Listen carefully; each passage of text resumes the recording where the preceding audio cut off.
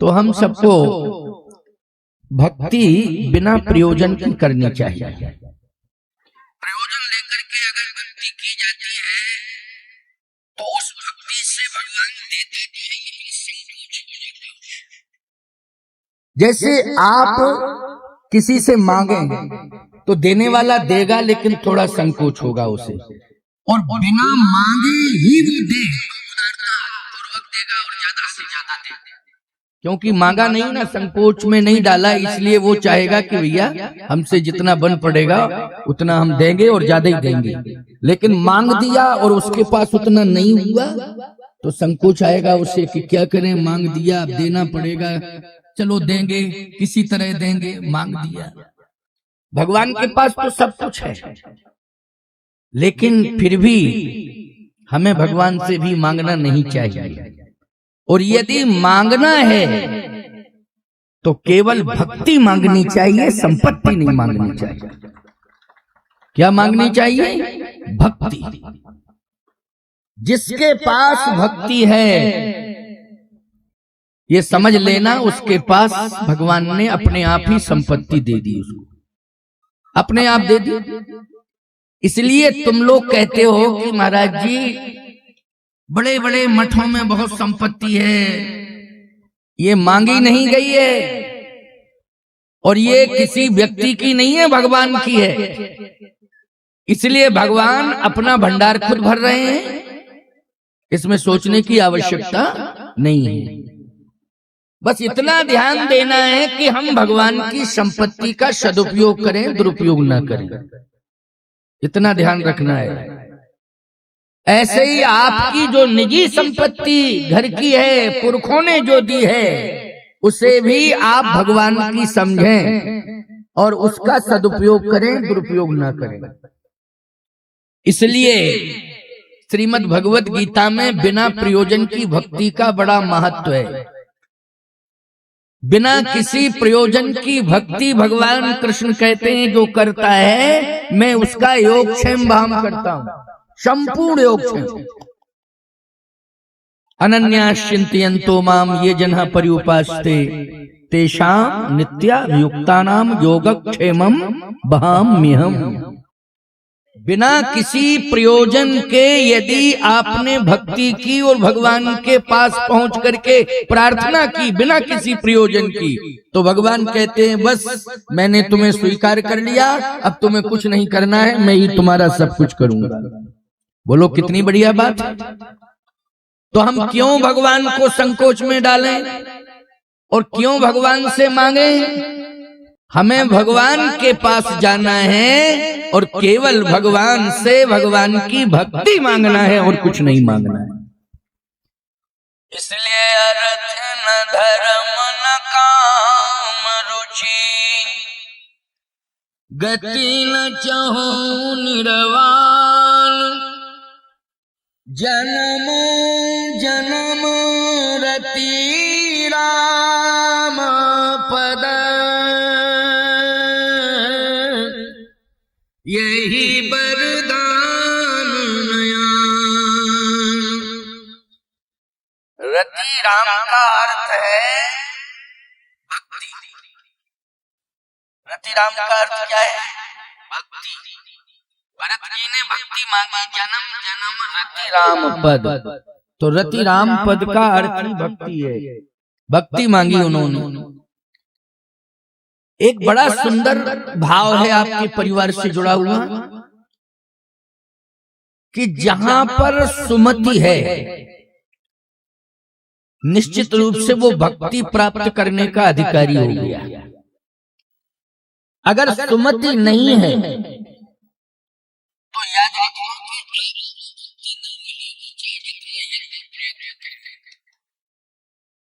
तो पहली बात तो ये कि आप सब सुमति बना करके चलो परिवार में, लेकिन आज हम देख रहे हैं कि कुमति बढ़ रही है।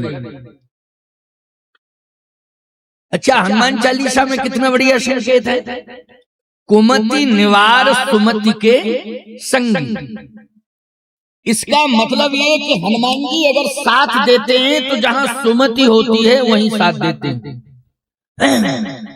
तो जब हनुमान जी साथ देते हैं तो याद रखना, मुझे लगता है कि जितने देवता हैं जहां पर सुमति होगी वहीं पर वो साथ देते हैं, उसी का साथ देते हैं, उसी का कल्याण करते हैं।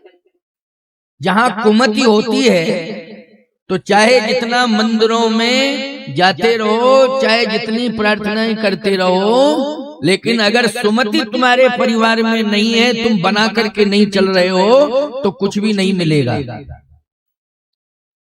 इसलिए मैं कहता हूं कि पहले परिवार में सुमति बना करके चलो, और जो सुमति में बाधा खड़ी हो रही है वो उसका मूल कारण है संपत्ति। भाई भाई में अगर विरोध है तो संपत्ति को लेकर के है, पति पत्नी में भी अगर विरोध है तो वो खर्चा को लेकर के है। किसको लेके? खर्चा को लेकर के, कि तुम मुझे खर्चा नहीं देते हो।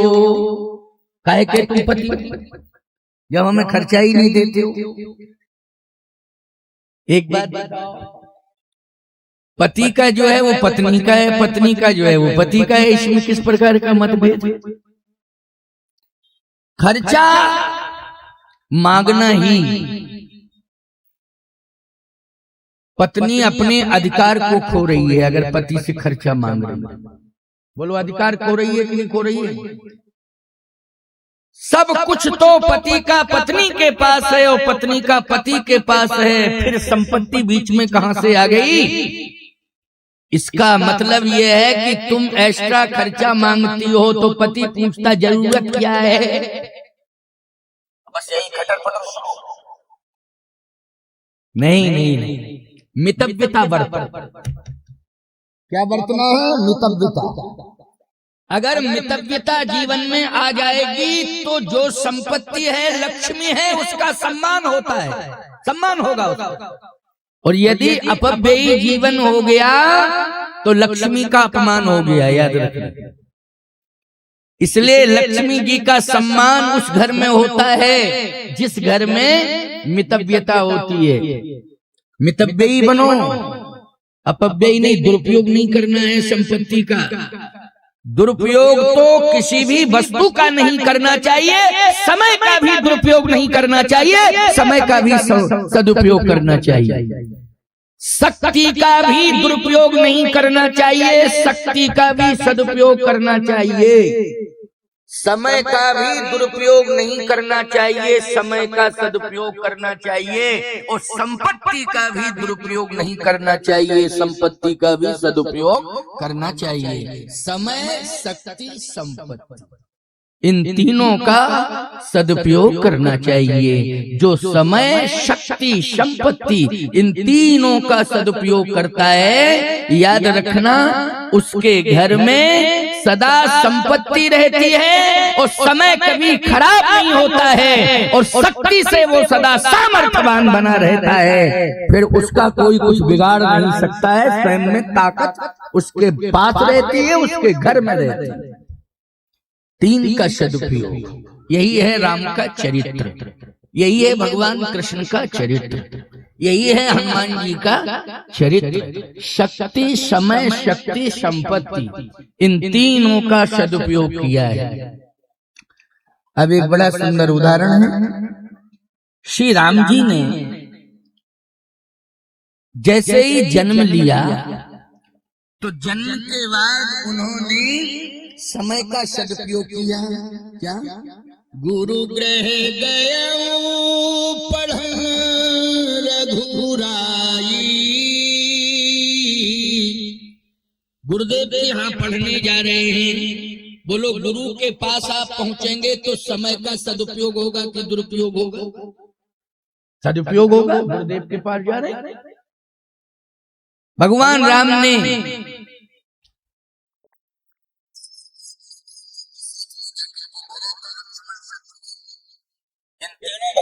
साथ ले गए, कहा चलो गुरु जी के यहाँ चले पढ़ने।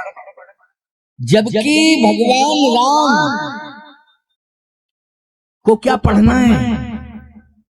जो गुरुदेव पढ़ा रहे हैं वो तो उनकी श्वासों से निकला हुआ है, वेद भगवान की श्वासों से निकले हैं। जो पढ़ाएंगे गुरुजी वो तो श्वासों से निकला है, लेकिन नहीं, शिक्षा दे रहे हैं कि समय का सदुपयोग करना है, व्यर्थ में समय नहीं गमाना है। जैसे ही होश आ जावे तो गुरुजी की शरण में पहुंच जाना है, उनसे ज्ञान प्राप्त करना है। एक प्रमाण ये है। दूसरा प्रमाण क्या है कि भगवान श्री राम ने यज्ञ को समय दिया। शिक्षा में गुरु को समय दिया वशिष्ठ जी को, और विश्वामित्र जी को यज्ञ के लिए समय दिया। तो यज्ञ में समय देना, बोलो समय का सदुपयोग है कि नहीं? यज्ञ में समय देना, जितने कार्यकर्ता हैं उनको मैं बहुत बहुत आशीर्वाद दे रहा हूं, क्योंकि यहाँ सभी सेवा में लगे हुए हैं। यहाँ धन की प्राथमिकता नहीं, सेवा की प्राथमिकता है। मैंने बड़े बड़े यज्ञ देखे हैं और यज्ञों में जाता हूं, आज भी देख रहा हूं। बहुत कम कार्यकर्ता ऐसे हैं जो सेवा देते हैं, नहीं तो पैसा लेकर के सभी काम कर रहे हैं। सब पैसा लेकर के काम कर रहे हैं, लेकिन यहाँ यज्ञ परिसर की सफाई से लेकर के और भोजन भंडारे के निर्माण से लेकर के और भी जितनी भी सेवाएं हैं, उन सभी सेवाओं को सभी केवल सेवा मान करके सेवा कर रहे हैं। इसमें अर्थ का कोई लेना देना नहीं है। बहुत बड़ी बात है ये। निरंतर भंडारा चल रहा है, सब्जी अमनिया हो रही है, चावल सिद्ध हो रहा है, भात दाल सब्जियां, और कितनी सफाई से और बैठ करके कितने सुंदर ढंग से परोसा जाता है, कितने सुंदर ढंग से भक्त लोग शांति पूर्वक प्रसाद को ग्रहण करते हैं। यही तो देखना है, यही है यज्ञ की प्रधानता की सेवा। यज्ञ मंडप में आचार्य जी और इनके सहयोगियों के द्वारा बहुत ही सुंदर देव पूजन हो रहा है। मंच पर भी अनुशासन है, बैठने में भी अनुशासन देखा जा रहा है। इतनी बड़ी संख्या में माताएं बैठी, बहुत शांति से बैठी, कहने की जरूरत नहीं पड़ रही है। यही तो अनुशासन है। आप सभी पुरुष दीर्घा में बैठे हुए हैं, आप सभी अनुशासन बना के चल रहे हैं, यही देखा जाता है, होना भी चाहिए। हमारे तिवारी जी ने विश्व प्रकाश बैठा हुआ है, इसने बच्चे को पढ़ाया है, उसको क्यों, बहुत अच्छा विद्वान है ये लड़का। स्वामी जी शंकराचार्य जी पुरी वाले महाराज जी की सेवा में रहा है ये लड़का, संस्कारी। पुरी वाले शंकराचार्य जी की सेवा सब नहीं कर पाएंगे प्यारे, जो संस्कारी होगा और जो दृढ़ संकल्पी होगा वही कर सकता है, क्योंकि उनके रोम रोम में सन्यास भरा हुआ है ना। ऐसी बात नहीं, बड़े अच्छे दिव्य महापुरुष हैं और आयु में भी श्रेष्ठ हैं, सन्यास परंपरा में भी वो बहुत आगे हैं, क्योंकि अति वृद्ध हो गए हैं शंकराचार्यों में, इस समय अति वृद्ध हैं। हमारे सभी शंकराचार्य अच्छे हैं, दिव्य हैं, सभी परंपरागत अनुशासित हैं। सभी शंकराचार्य जो है, किसी शंकराचार्य पर किसी भी प्रकार का कोई टिप्पणी करना ये अनुचित है प्यारे। शंकराचार्य के ऊपर टिप्पणी करने का अर्थ है सनातन पर टिप्पणी करना, और हम सनातनियों को तो कम से कम इस बात पर विचार ही करना चाहिए कि जो सनातन के मेरुदंड हैं, संत आचार्य परमाचार्य धर्माचार्य, उनके प्रति हमारा समर्पण होना चाहिए, ये हमारे संस्कार होने चाहिए। आजकल धर्म विरोधी लोग बहुत ज्यादा बवाल उबाल मचाते हैं, ये धर्म विरुद्ध आचरण है। इस प्रकार से अनर्गल प्रलाप करना ये उचित नहीं है। इसलिए हम लोगों को आज सावधान होने की जरूरत है। तो मैं चर्चा कर रहा था कि आप सबको विचार करना है, अपना व्यवहार बदलना है और अपने सद्विचारों को सुदृढ़ बनाना है, तभी हमारे जीवन का कल्याण होगा, तभी हमारा परम कल्याण होगा। तो भक्ति क्या है?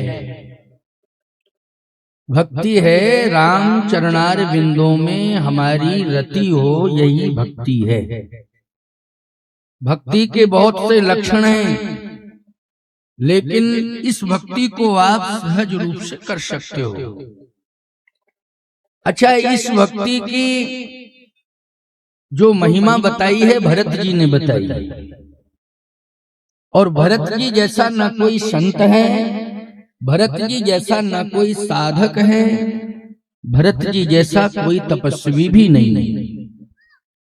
भरत जी ने इस भक्ति की बड़ी महिमा बताई।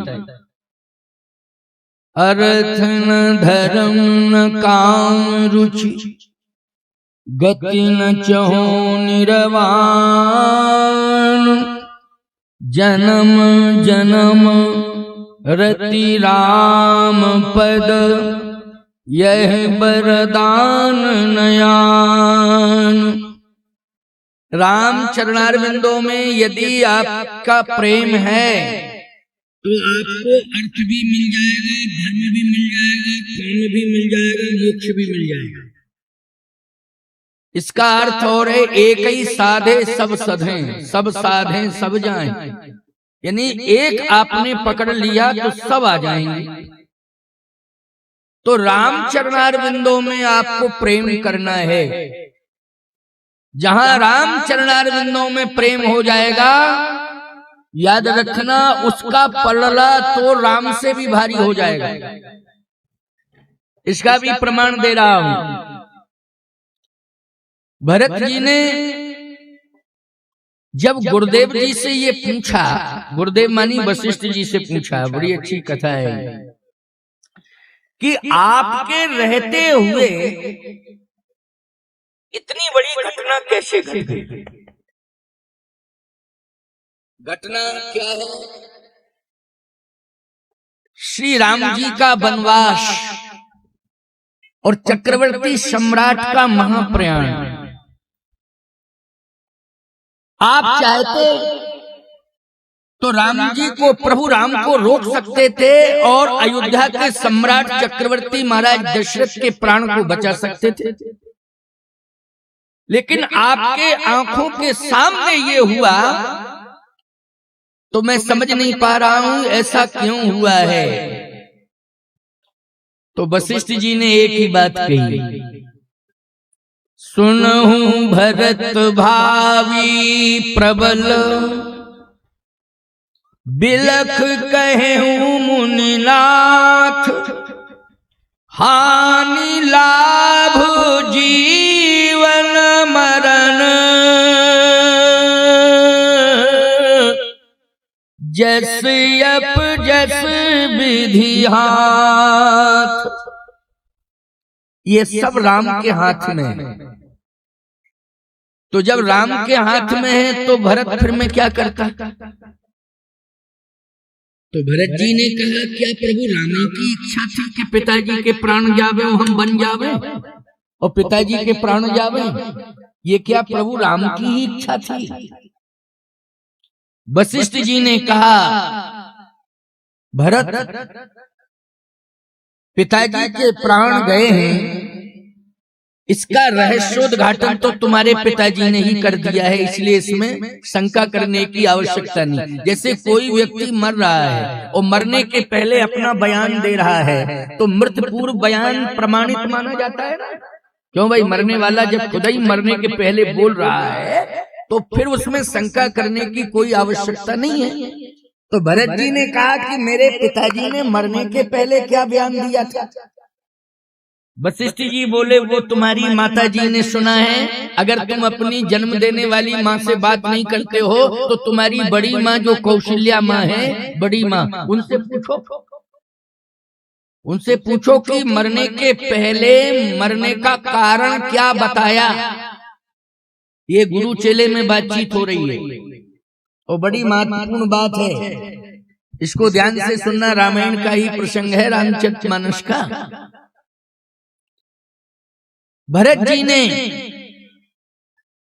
माता कौशल्या से पूछा कि पिताजी ने मृत्यु के पहले क्या कहा, क्या बयान दिया, ये आप बताएं। कौशल्या जी ने कहा मेरे से कहा है और मैंने खूब सुना है और ये कह करके ही प्राण त्याग दिया। तो भरत जी ने कहा कि आप बताएं जो कहा है, क्या कहा। कौशल्या जी बोल रही हैं कि भरत तुम्हारे पिताजी ने जो बताया अभी तक मेरे संज्ञान में नहीं था, मुझे जानकारी नहीं थी, केवल उन्हीं को पता था और उस घटना के बारे में बताया। क्या है मां वो घटना? तुलसीदास जी ने कहा तापस अंध श्राप सुधि आई,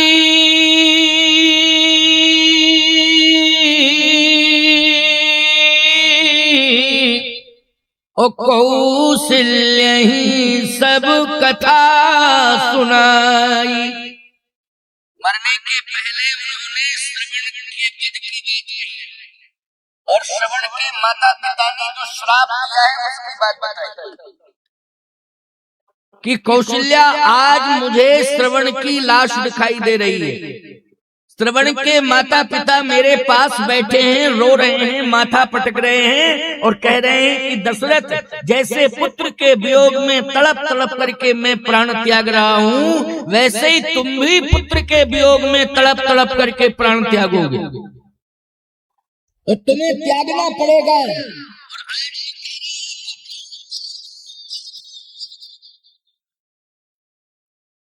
और बस ऐसा कहते कहते कहते कहते प्राण त्याग दिया। अच्छा बोलो ये सत्य घटना है ना? सत्य घटना है। इस बात को महाराज दशरथ ने जब घटना घटी थी तो अपनी पत्नियों से छिपाया, कौशल्या जी को बताया नहीं बताया।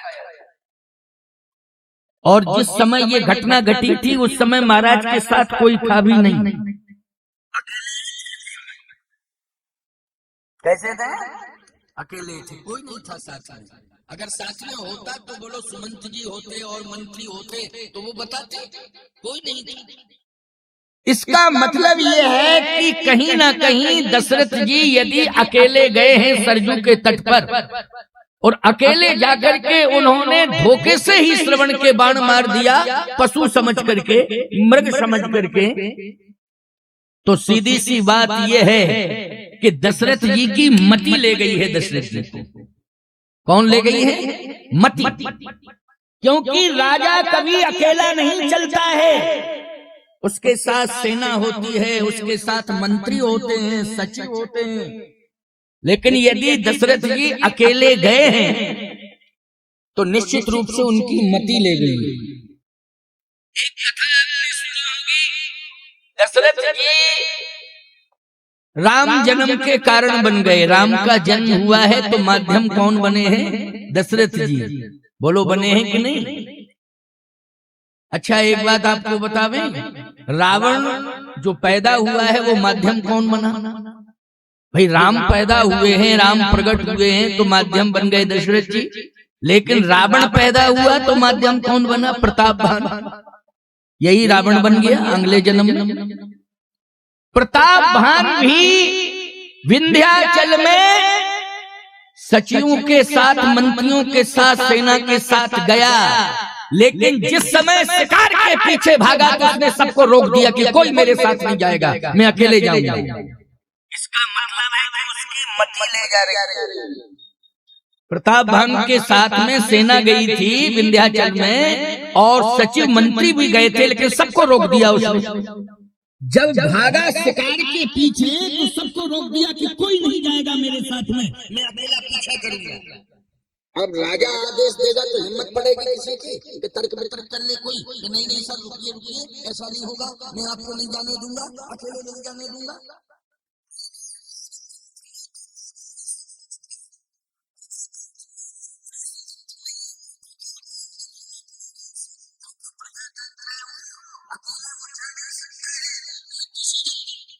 घेरे को तोड़ करके अकेले डिसीजन नहीं ले सकता है, उसको प्रोटोकॉल के अंदर रहना पड़ेगा। लेकिन राजतंत्र में करते थे उसका का पालन होता था।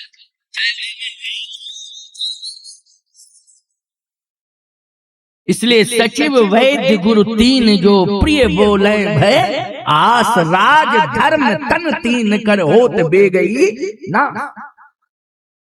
प्रताप भान ने रोक दिया। यहाँ दशरथ जी का ये प्रमाण नहीं मिलता कि उन्होंने मंत्रियों को रोका हो और उन्होंने अपने सुरक्षा गार्डों को रोका हो।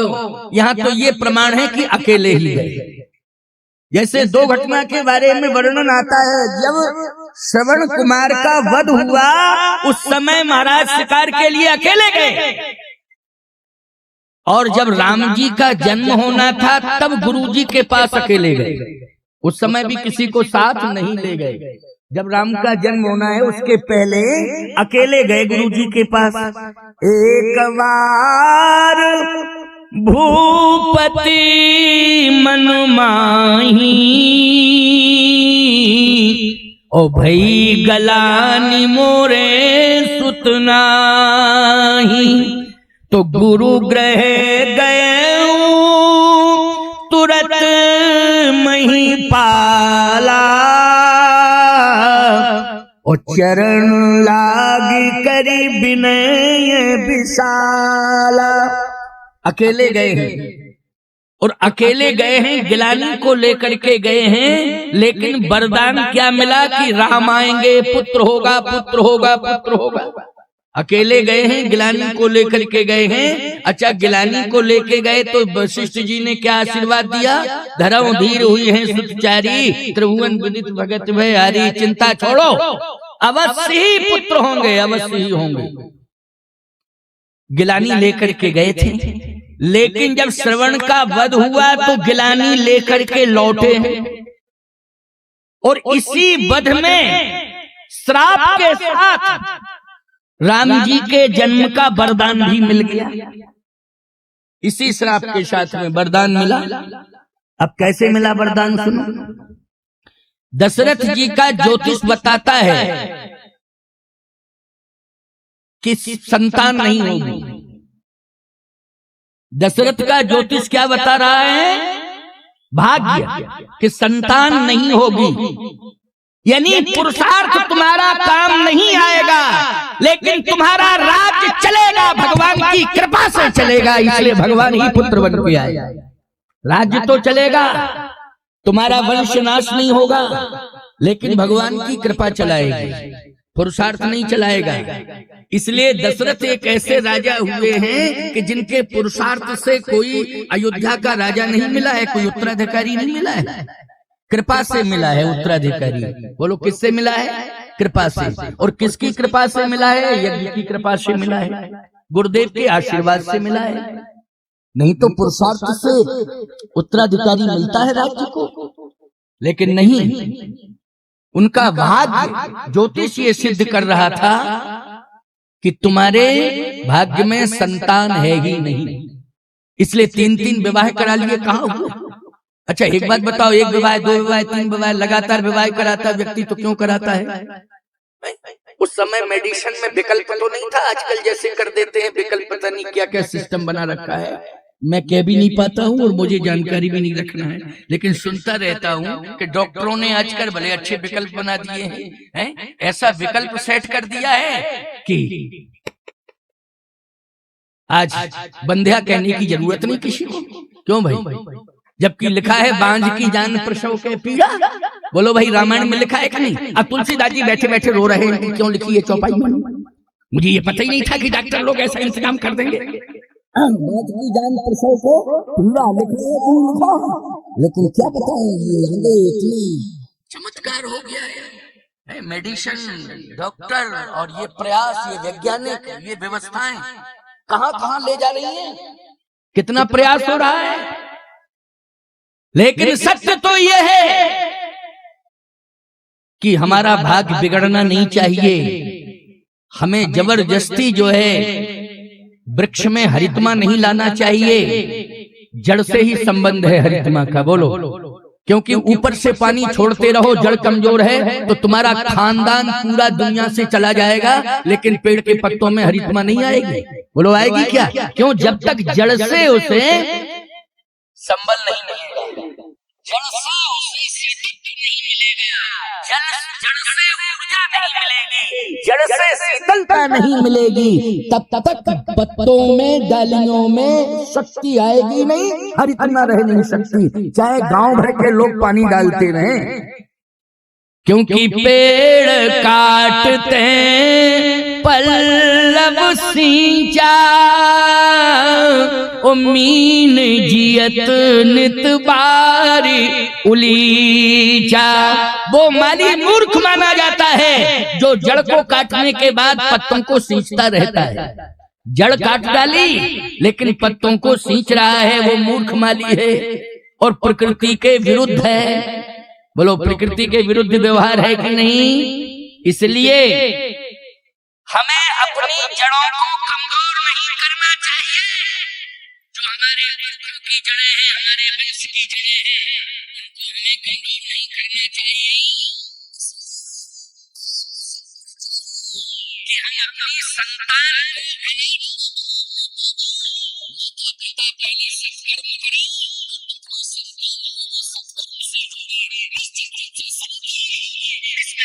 करने की आवश्यकता नहीं है। संतान होगी